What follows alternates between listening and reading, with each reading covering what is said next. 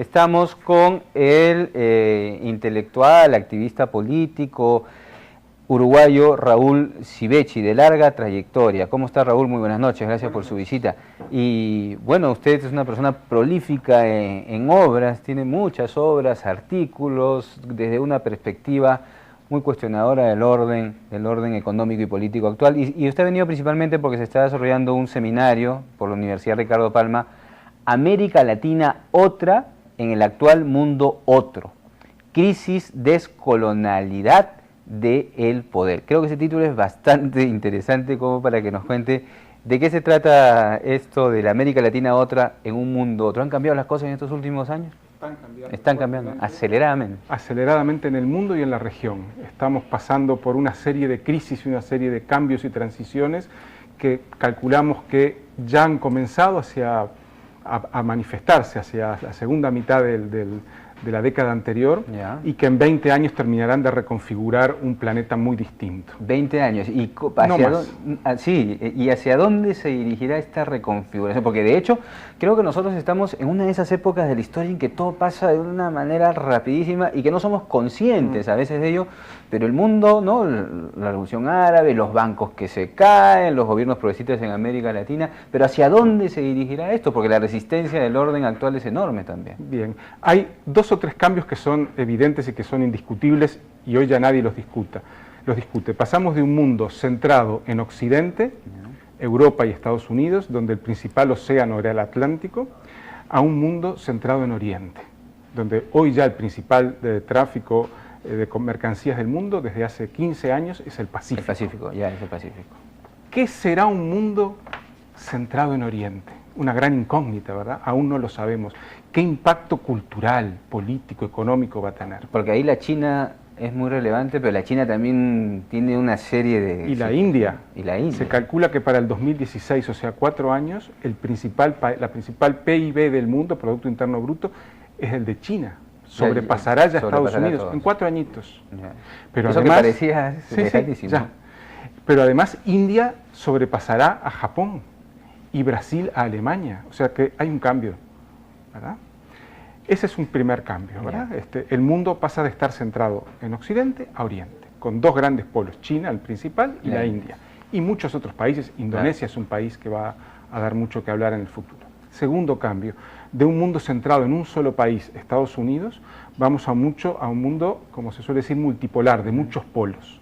Por supuesto, Estados Unidos va a seguir siendo una gran potencia, lo va a seguir siendo Japón y la Unión Europea, pero además aparece Brasil, India y China, como dije, Rusia, África del Sur, y hay otros candidatos como Turquía y el propio Irán a ocupar un lugar económico, político y también militar con el tiempo. Y en ese contexto que va de la mano de la economía, la política y lo militar, nuestros países de la región, ¿a dónde se enganchan? ¿A qué se pueden agarrar? Porque usted sabrá que hemos visto ahora lo de la madera, por ejemplo, los recursos, la pugna por los recursos naturales en Latinoamérica es descabellada realmente. ¿De dónde nos vamos a agarrar nosotros que somos países en el contexto mundial pequeñitos? Tendremos que agarrarnos primero de nosotros mismos, pero después vale la pena decir, esta es la tercera gran transición que vivimos como América Latina. La primera fueron las independencias, de la hegemonía española y portuguesa a la británica, y el segundo, ya a principios del siglo pasado, de la británica a la estadounidense. Todas esas transiciones fueron conflictivas, con guerras, con golpes de Estado, con conflictos. Ahora parecería, no está definido, que vamos hacia una hegemonía, por lo menos en Sudamérica, de Brasil. Pero cuidado, también hay una impronta fuerte de China. Ustedes saben que China ha desplazado ya a Estados Unidos como principal mercado para varios países. Y todo indica que en la región Brasil podría llegar a tener un papel predominante. ¿Hegemónico? ¿Se impondrá? ¿Será negociado? Eso es lo que no sabemos. Estados Unidos, que decae su hegemonía en la región, su dominio en la región, ¿va a retroceder tranquilamente o va a contraatacar? Ahí hay un escenario de grandes incertidumbres. Y en la zona del Pacífico es una de las zonas con mayor disputa, ¿verdad? Y dentro de ellas creo que Perú es un punto clave. Yo creo que están en un lugar clave. Sí, pues, es una triple disputa. Perú es la salida de Brasil al Pacífico, pero es también la puerta de entrada de China y es una zona que Estados Unidos no quiere perder. Entonces, si miramos el gran marco geopolítico mundial, vemos que Sudamérica, América Latina, que fue siempre el patio trasero de Estados Unidos, así se le llamaba, fue donde Estados Unidos comenzó a tejer su hegemonía mundial, ahora parecería que la está perdiendo.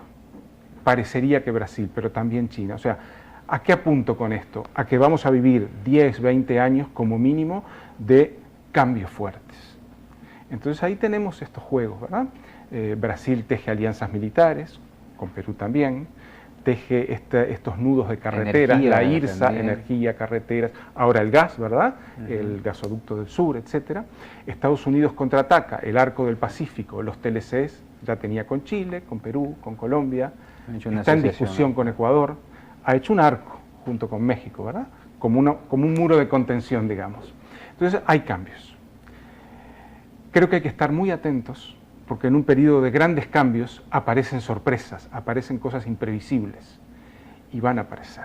Sí, han aparecido esto de la primavera árabe, por ejemplo, nadie lo esperaba. Nadie lo esperaba. Y aquí en nuestros países todavía hay, los procesos electorales pues en mucha medida a veces generan expectativas, pero a la hora de la hora estas no son y se dan sorpresas. Completas. Usted tiene países enteros donde los partidos políticos que fueron mayoritarios durante un siglo casi desaparecieron. Y ahora hablando de los partidos políticos, Raúl, las estructuras, porque siempre se discute este asunto, necesitamos partidos políticos fuertes, sólidos, de masas, etcétera, pero ¿ese es el camino realmente que los movimientos, las organizaciones deberían emprender decididamente, o ya esta cuestión del internet, los medios de comunicación alternativos, etcétera, llama a otras aglutinaciones?